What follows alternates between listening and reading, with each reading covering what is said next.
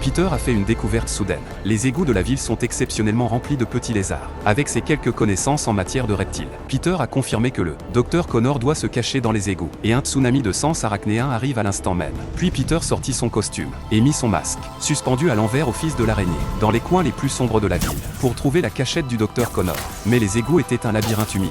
Peter ne savait pas exactement où se trouvait le Dr Connor. Il lui a fallu tisser une gigantesque toile d'araignée, et accrocher son appareil photo au mur. Il essaya de prendre une bonne photo de la preuve. Puis il s'est allongé sur le dos et a joué à un jeu, tout en écoutant les vibrations subtiles qui l'entouraient. Dans les profondeurs claustrophobes des égouts, le Dr Connor avait grossièrement doublé la quantité de potions. La concentration était assez élevée pour contrer la dégénérescence du lézard. Les terminaux de surveillance font tic-tac. Ils affichent des données physiologiques alarmantes. Le rythme cardiaque est monté en flèche. La densité musculaire est 3 fois supérieure à celle d'un humain normal. Flexibilité des articulations dépassant de loin les limites humaines. Sa métamorphose a provoqué un grand émoi. Dans les fissures des murs et les trous des tuyaux des puits, des essaims denses de petits lézards, comme s'ils sentaient l'arrivée de leur mère. Ils commencèrent à converger vers Connor. Cela fit trembler la soie de l'araignée, comme une corde que l'on pince. Puis la fréquence s'est intensifiée. Les yeux de Peter changèrent. À ce moment-là, les griffes du lézard ont frotté le mur de pierre avec un faible bruissement. Peter pensa que le petit lézard le mènerait à la source. Il le suivit donc tranquillement. Mais ce qu'il ne savait pas, c'est que les défenses du lézard perçoivent clairement une menace.